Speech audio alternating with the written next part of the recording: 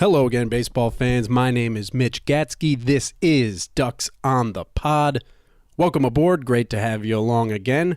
We are in the middle of March Madness, but it is still baseball season, and my calendar tells me that it's actually the first day of spring today as I record here on Monday afternoon. So, with that said, let's check this week's starting lineup. Leading off this week, there's really no sense in waiting to talk about it. Adam Jones made a sensational catch Saturday night to rob his Baltimore Orioles teammate Manny Machado. And if you haven't seen it, click the link in the show notes. Remember, you can find those at fourlights.fm/ducks/3. If you have seen it, watch it again because really it's that damn good. We'll break down the front runner for the catch of the year. And in the all-important second spot, I've submitted the list of players I'm going to be hanging on to as we roll into the 2017 fantasy baseball season. I'll share my keeper list and detail the dilemma that I ran into while deciding. Batting third, the semifinals for the World Baseball Classic are set. And actually, by the time this airs, we'll know whether the Netherlands or Puerto Rico will be heading to the championship game. They'll square off later tonight as I record here on Monday evening. That other semifinal, though, we can really get into. We'll preview the USA-Japan matchup later in the show in advance of their showdown Tuesday night. And cleaning up this week, ESPN senior writer Tristan H. Cockcroft has a list of 101 facts he thinks that we should know as we prepare for the 2017 campaign. I've cut that list down to 16 for you, and I'll share it with you, as well as some insight as to why it matters and why you want to know this as you prepare for your fantasy baseball season.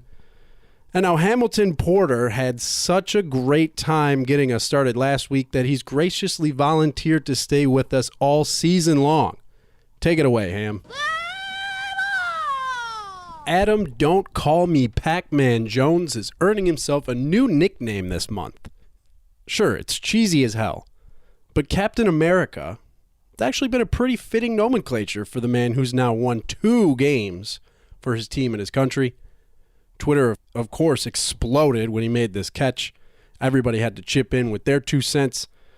Nothing really can happen without comment from the peanut gallery anymore. But even with all the hype, this is still an underrated play. First, the actual execution could not have been better. He timed it perfectly, met the ball at the peak of his jump, snatched it just before it could reach a group of eager fans, pulled it back into the field of play, and stuck the landing. Physically, it gets no better than that. And then you factor in the situation. It's bottom 7, no outs. The U.S. is up by 2, but it was a precarious lead, particularly when you consider that the Dominican Republic had just staged a late-inning comeback the week before to beat the U.S. in their first meeting during the first round of the tournament. And the Americans' bullpen is by no means shaky, but I would say that it doesn't quite stack up to the Dominican Republic's. So holding on to that lead was critical.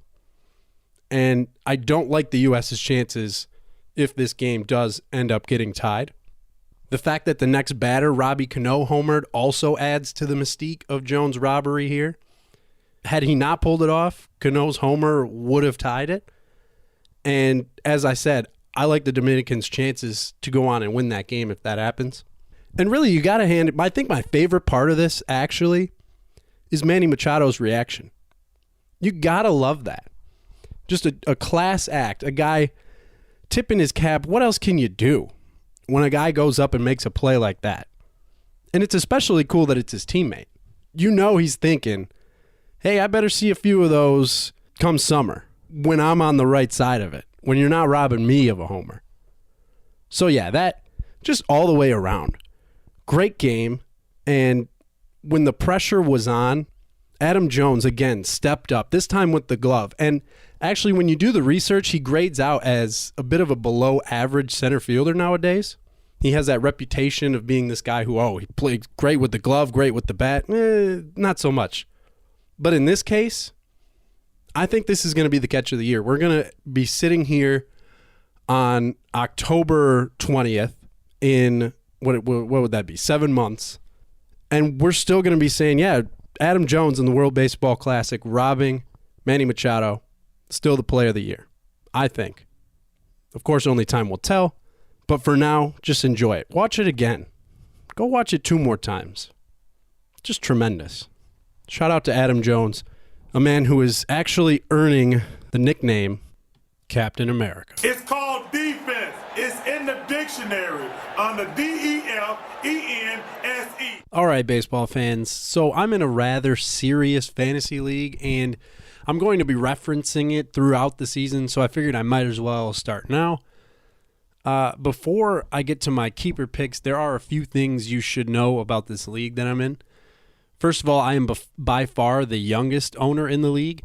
This is something that my dad and my godfather and a bunch of their friends started doing way back in the days when you had to go through the box scores in the morning paper and manually keep track of everything on paper. Crazy, I know, but their dedication has earned us the distinction of being one of the oldest NL-only rotisserie or roto leagues in existence today. Yes, you heard right. We play with National Leaguers only. And you think it's tough constructing a roster with 30 teams at your disposal? Try cutting that number in half. I really don't want to hear it. So the 10 of us have 23-man rosters to fill, and there are 15 teams in the senior circuit, each with their own 25-man squad. Talk about slim pickings. So at any one time, there are really only ever 145 guys on NL rosters who aren't on one of our rosters. And while that may seem like a lot, you got to consider how many of those 145 are guys who pitch maybe 3 innings a week out of the pen, or they sit at the end of the bench and are lucky to get 6 at-bats a week. In other words, it's tough, real tough, to fill out these rosters. But the fact that it more closely resembles baseball in reality than your typical fantasy setup makes it all that more fun for us baseball nuts. And that very detailed nature of it, the fact that it is so in-depth, really keeps me from playing in other leagues. I really just have this one. All of my fantasy baseball knowledge and know-to and energy goes into this one team. Sorry if you want to join a league. I've been turning friends down for years. It's just the way it is because, you know, if I start doing something else, it's just going to hurt me in this league, and really I can't afford it.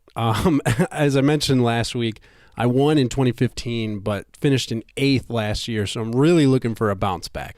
To achieve that bounce back, I've got these 4 guys that I'm keeping on my team for 2017. Let's start in round 1. My first keeper is Paul Goldschmidt, the first baseman for the Arizona Diamondbacks. Now, this guy's a slugger. His numbers went down a little bit across the board in terms of hitting, but he also stole more than 30 bags. And as a first baseman, that's pretty much unheard of. So, really, I traded for him at the winter meeting. Yeah, that's right. We also have a winter meeting. As you could tell, some real nerdy stuff going on in this league. I traded for Goldschmidt. I like the power and speed combination. And also, a big reason why I acquired him is due to my second keeper, who is A.J. Pollock, the center fielder from the Diamondbacks, who will be hitting either just above him or, a couple spots ahead of Goldschmidt in the lineup. And really, by doing that, I'm trying to clean up, basically get points on both ends here. If Pollock gets on and Goldschmidt drives him in, I get the run for Pollock, I get the RBI for Goldschmidt. Sounds like a pretty good deal to me. So, I kept Pollock last year, and it turns out that backfired majorly. I got him in the 10th round, so it wasn't something that I couldn't recover from, but of course, Pollock suffers the broken elbow thing shortly, just maybe a week or 2 before the season started last year, and I was stuck. I couldn't do anything. We'd already submitted the picks, and I was stuck with him. So, toughed it out, kept him on the roster, got him back for this year, and hopefully it's going to pay some big dividends for me now that I got both of them. So those are the first 2, Goldschmidt, Pollock. The second two are where it starts to get interesting for my team. Last year, I punted, basically gave up on the saves category. That's the other thing. This rotisserie league, 5 hitting stat categories, 5 pitching. They're the basic ones. You can figure it out. But anyway, I didn't have hardly any saves all year. So this year, I really wanted to get a lockdown closer. So I acquired, and you're going to have to pardon me, I'm not totally sure how to pronounce his first name, but I'm going to go with Seung-Hwan Oh, the Korean import who just came to the St. Louis Cardinals last year, took over the closer's role, really locked it down, and he's a guy that I wanted on my team. I targeted him. I went and got him as well as Goldschmidt, actually the same trade. And I'll get into who I dealt away in just a minute when I go over my fourth guy. But O is really a guy that I'm going to be counting on for a lot of saves this year. He's also just pretty nasty. Doesn't give up a whole lot of hits or walks. Keeps that ERA low. And he plays for the Cardinals. So you know there's going to be quite a bit of save opportunities for him. Now, I have another guy slotted in the 23rd round because of the way that the rules work out. I don't want to go too much into detail of that, but my fourth keeper is Wilson Contreras, the catcher from the Chicago Cubs. This one was really a toss-up for me, this fourth slot. It was between Wilson Contreras and David Dahl, the outfielder for the Colorado Rockies, who is, of course, dealing with a bit of a rib injury. And that injury scare is pretty much what led me to tip the scale in Contreras' favor. Dahl was the third guy that I got in return for Chris Bryant. That's right. I traded away the NL MVP, but I got Goldschmidt, O, and Dahl in return. I felt good about it. That is until about a week later when it turned out that Dahl was dealing with a bit of a rib thing, and that kind of scared me away because he's a young guy. He hasn't totally established himself yet. I like the upside, the fact that he plays in Coors Field. But when you think about the fact that he might not have a spot to come back to, the Rockies do have Gerardo Parra, who's going to be taking his spot in the meantime. And yeah, he might not really have a starting role when he gets back. And I know Wilson Contreras will. And of course, catcher, particularly in the National League, really a position, the only position for me that I put a premium on because there's just no good options out there. When you look at it, there's Buster Posey, there's Wilson Contreras, who even after a half a season has established himself as one of the premier offensive catchers in the whole league, not just the National League. So I figure with the 23rd round pick, you can go ahead and risk it, I guess, if you'd even call it a risk, with Wilson Contreras, because that's going to allow me to wait and draft another catcher way back in the draft because, of course, 2 catchers. That's another thing about this league, man. We got to find 2 catchers in the National League. Just brutal. Contreras is a guy that he's young. He really showed himself well last year. David Ross, of course, has retired. So it's going to be Wilson Contreras stepping up into that role as the starter. Miguel Montero is still there to help back up on days when he needs a rest. But I'm expecting Contreras to get probably 120, 130 games behind the plate. And if not behind the plate, here's the other thing. He played a few games in left field, so he's got some position flexibility. So yeah, my big dilemma this past week in deciding who I wanted to keep for Country Strong in the 2017 fantasy baseball season was figuring out who I wanted. David Dahl, who I traded for, or Wilson Contreras, who I drafted last year. And there's something about the guy that you feel is your own, somebody that you discovered. And I didn't really discover him, but we also have minor league.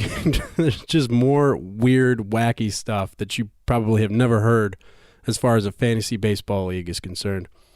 But we also have a minor league portion to the draft. I got Contreras last year.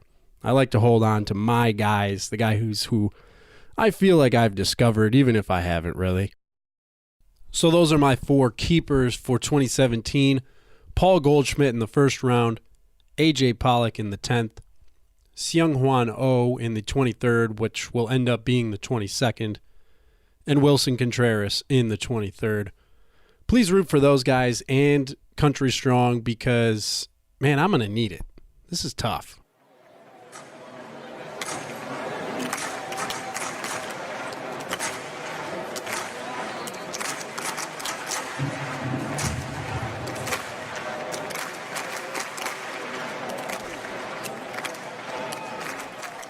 Team USA and Team Japan will pack Dodger Stadium Tuesday night for the semifinal of the World Baseball Classic.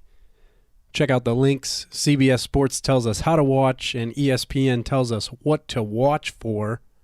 And really, when I started taking a look at this game and the matchup in between the two teams, it seems to me that whoever makes the least mistakes is simply going to win. That sounds like pretty stupid analysis. Normally they do, but I think it really is true. When you look at how Japan has progressed through this tournament, they've made very few mistakes, and they've been able to capitalize on the mistakes of their opponents.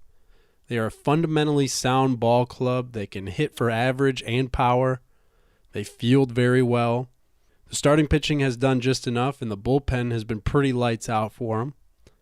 And of course, they did get to play all of their first 6 games in the Tokyo Dome at home, and that was just an electric environment, really. But now we move to Dodger Stadium, and you wonder if this Japanese team will be able to play without the crowd screaming their names at every at-bat. They really did have a cheer, like a whole song for each player on the team when they came up to bat. It was really something to watch, and on the field, this team has been fun to watch. I mean, they're not flashy. They don't have any names, really. The only name that you'd know is Nori Aoki, who played for the Royals and then the Giants in those back-to-back World Series. Now he's playing for the Astros. But he's the only major leaguer, and there really is no big prospect, as has been the case in World Baseball Classics past, where we saw Daisuke Matsuzaka and then Masahiro Tanaka.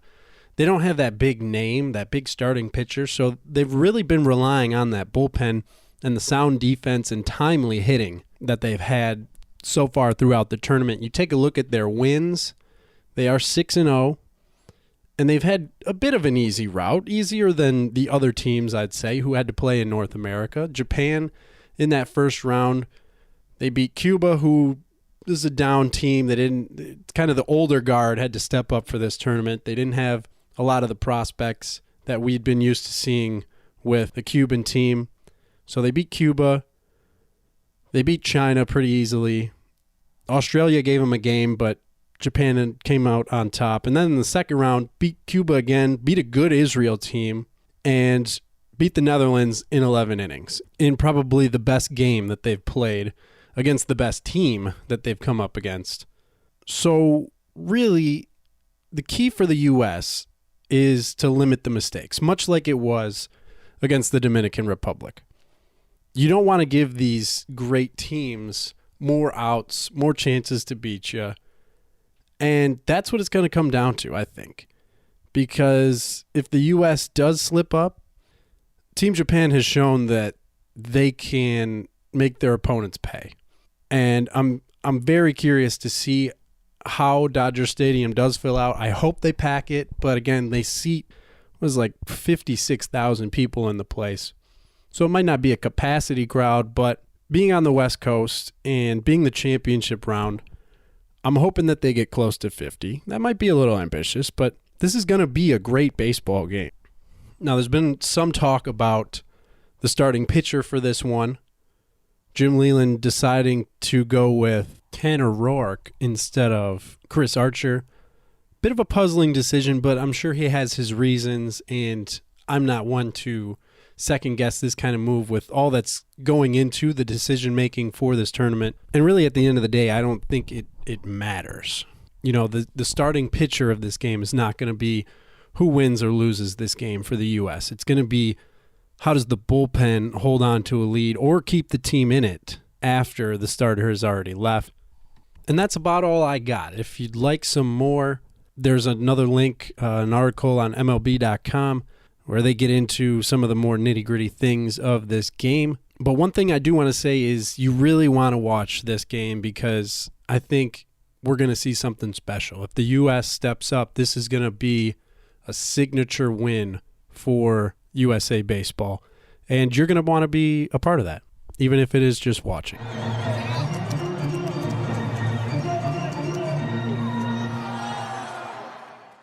All right, baseball fans. Now, before I get out of here, wanted to give you maybe a little bit of help with your fantasy team. I talked about mine earlier in the show, and I was reading 101 facts to know heading into 2017, courtesy of Tristan Cockcroft from ESPN.com.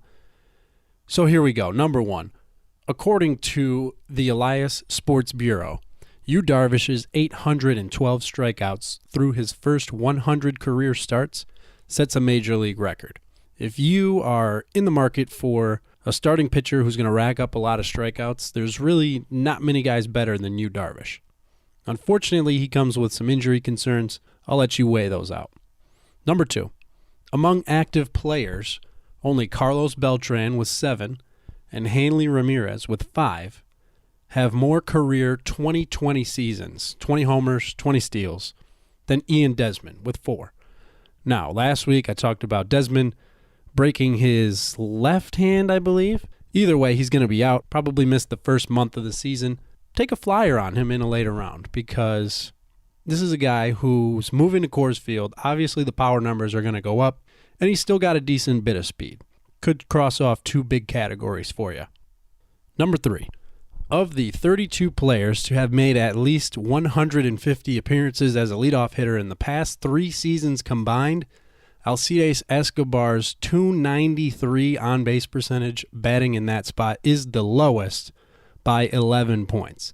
Now, this isn't really a fantasy thing so much as a reality thing. The Royals desperately need a leadoff guy because Escobar is just not very good hitting in that spot. He doesn't get on base enough, and that is really why I'm not expecting much from the Royals this season.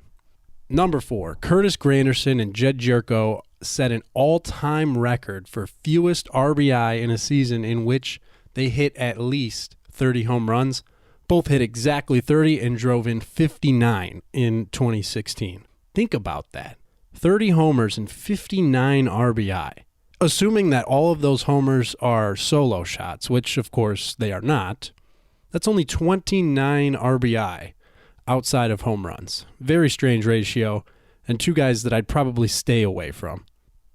Number 5, the only players who had more stolen bases than Billy Hamilton's 184 through their first 398 career games were Vince Coleman with 281, Ricky Henderson with 231, and Tim Raines with 225. Some Hall of Famers on that list. Unless Billy Hamilton can figure out how to hit, I don't expect him to end up in the Hall. But hey, if you need steals, he's your guy. Number 6, only one player has hit at least 25 home runs and driven in at least 80 runs in each of the past 6 seasons. And that is Captain America, Adam Jones. Number 7, Mookie Betts with 78 was the only full-time outfielder who had more extra base hits in 2016 than Matt Kemp. Interesting, because Matt Kemp, a lot of the shimmer has worn off from him. Just maybe 3-4 years past, we were looking at him as an MVP candidate and one of the better players in baseball. Now, kind of forgotten, but still a great hitter. Number 8, only Jose Altuve at 326 and Miguel Cabrera at 325 had a higher batting average the past 2 seasons combined than DJ LeMahieu at 324. LeMahieu also led the majors in 2016 with a 316 batting average in at-bats when he started the count 0-2. That's absolutely incredible. Talking about choking up and putting the ball in play, LeMahieu, one of the best. So if you're looking for a guy who hits for a high average, go with the Rockies' second baseman. Number 9, from 2014 to 2016, John Lester posted a 2.57 ERA, a 1.05 WHIP, and a 25.2% strikeout rate in 78 starts with David Ross as his catcher. Lester had a 3.49 ERA, a 1.22 WHIP, and a 23.4% strikeout rate in his 18 starts with anyone else behind the plate. Ross, of course, will be dancing with the stars in the spring, and then apparently he'll be working for ESPN analyzing games. So it'll be very interesting to see how Lester, the Cubs' secondary ace, I guess. I don't know. It's either him or Arrieta, depending on who you like. But it's going to be very interesting to see how Lester's career goes now that his personal catcher has retired. Number 10. No player hit more opposite field home runs in the past 3 seasons combined than J.D. Martinez with 29. Now, as I'm recording here on Monday night, I've recently learned that J.D. Martinez might be on the shelf for a little bit. So you like the power, but you might want to check the injury report. Number 11. In 2016, Rougned Odor became only the second player to hit at least 30 home runs while walking fewer than 20 times in a season, joining Andres Galarraga from 1994. Odor's 3% walk rate was also the lowest by any player to have hit 30 home runs in a season. You need power from a second base spot, Odor's your guy, but don't expect a high on-base percentage. Number 12. This one is funny because we make a big deal about him, but here's a list of things Yasiel Puig has never done in a big league season. Hit 20 homers, steal 12 bases, drive in 70 runs, and play 150 games. He has done none of those 4 things, so the hype is there, but are the results? I'll let you decide. Number 13, Jose Quintana is one of only 5 pitchers with at least 200 innings pitched and a sub-375 ERA in each of the past 4 seasons. He joins Madison Bumgarner, Cole Hamels, John Lester, and Max Scherzer. And he's one of only 8 pitchers, Quintana is, with at least 20 quality starts in each of the past 3 seasons, joining those same 4, plus John Lackey, David Price, and Chris Sale. I mentioned it last week when talking about the Colombia-USA matchup. Quintana, simply the best baseball player that most people don't know. He's now the unquestioned ace for the Chicago White Sox, and I'd be totally shocked if he finished the year on the South Side. Number 14, Miguel Sano's 297 strikeouts are the most in history by any player in his first 196 career big league games. A lot of power in that bat, but sometimes it's hard to find because he swings and misses a ton. Number 15. Only 3 pitchers have made at least 20 starts with a walk rate beneath 5% in each of the past 3 seasons. That's Bartolo Colon, Clayton Kershaw, and Masahiro Tanaka. And number 16, you can file this in the bad luck category. Justin Verlander had a major league leading 10 starts in which he went at least 7 innings, giving up 2 or fewer runs, yet failed to record a win. No other pitcher had more than 6 such games in 2016. Last year, a big bounce-back year for Verlander. Can he keep it going? That's the million-dollar question, isn't it? So that's a lot to think about there. Check out the article if you'd like even more as you prepare for your fantasy baseball draft.